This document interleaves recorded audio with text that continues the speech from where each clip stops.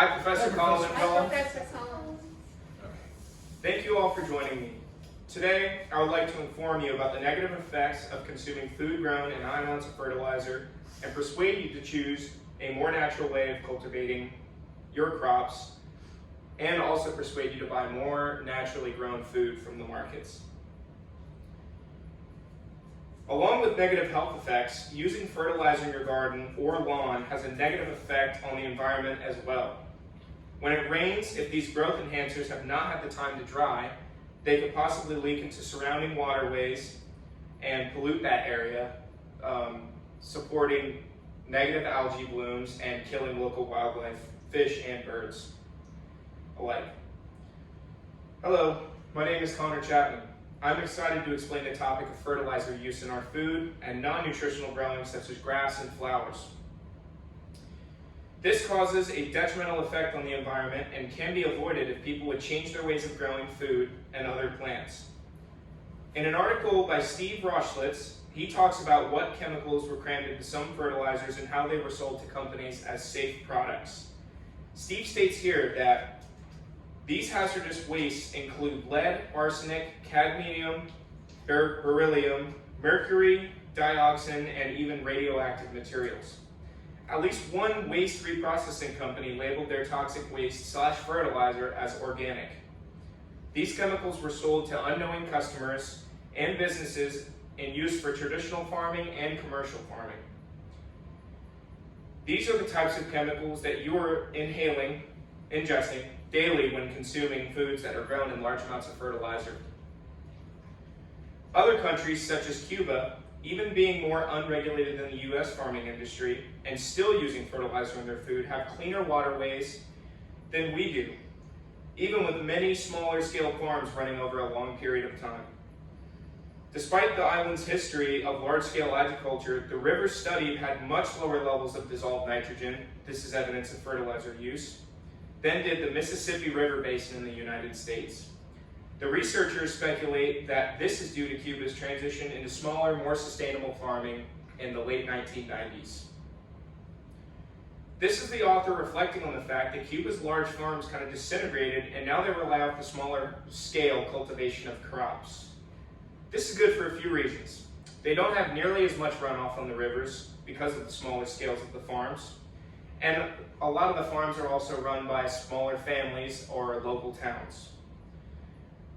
The runoff, even run by small families, the runoff still isn't great.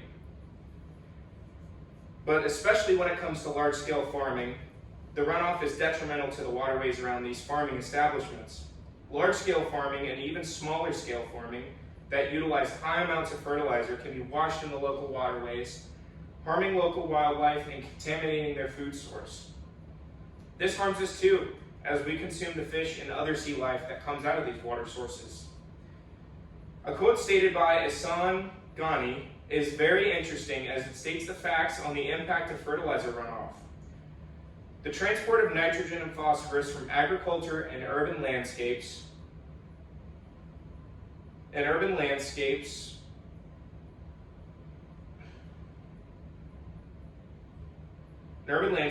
can cause adverse environmental impacts.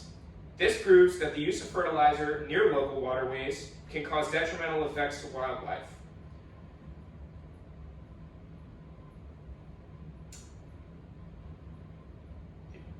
The authors under the last name Georgium and Palidis wrote an interesting article that involves the investigation of why these issues are happening.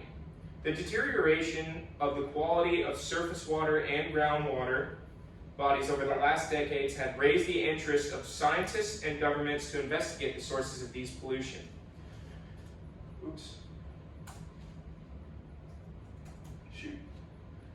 This is an example of them using large-scale fertilization on a farm. It makes me happy that scientists are starting to realize that over-fertilization of crops is detrimental to pollution, or detrimental to waterways, and leading to larger amounts of pollution all around the US.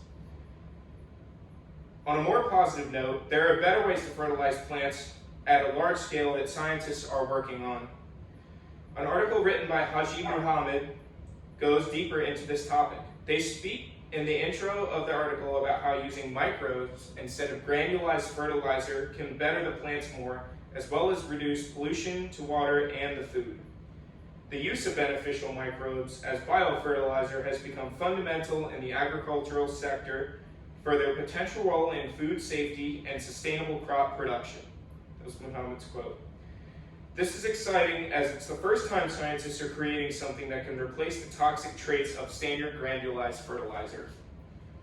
This is a more detailed example of the organic farming. No agrochemicals, no GMOs, no synthetic fertilizers, and they only use organic fertilizers to cultivate the food. Everyone, including you, can make the decision to change from regular fertilizer-grown food to organic, untempered fruit and vegetables. You can also pitch into helping the environment by not using fertilizer in your yard constantly to keep the grass perfect. Even in hot places such as Florida, St. Augustine grass will survive with just sprinklers. There is no need to fertilize on a weekly or monthly basis. You also do not need to fertilize the garden vegetables. They will also grow with just water and good soil, such as black cow or regular Ace brand potting soil. Large-scale farms pollute the environment by using pesticides and fertilizers to speed up production to make more money. They do not care about your health. Switching to organic food and strictly using water on grass if needed will greatly improve the environment, and only you can make a difference. Thank you.